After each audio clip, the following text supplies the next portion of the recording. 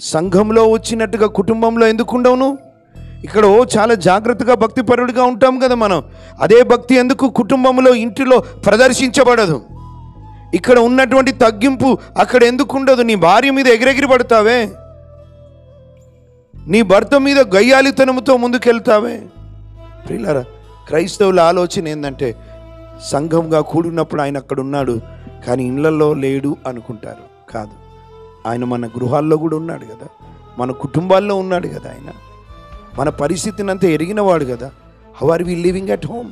మన గృహాల్లో ఎట్లా నివసిస్తున్నాం చెప్పగలమా? రేపు భయంకరమైన పరిస్థితులు వచ్చినా, మనకు రావాల్సిన లాభాలు వెళ్ళిపోయినా, పరిస్థితులన్నీ వ్యతిరేకంగా ఉన్నా, మన తోటివారు కొంతమంది ప్రభు మాకేం చేశాడు అని వెనకకు మళ్ళీ పోతున్నా కూడా నువ్వు ధైర్యంగా చెప్పగలగాలి, అది మీ ఇష్టం. నేను నా కుటుంబం అయితే ప్రభునే, యెహోవానే, యేసయ్యనే సేవిస్తాము.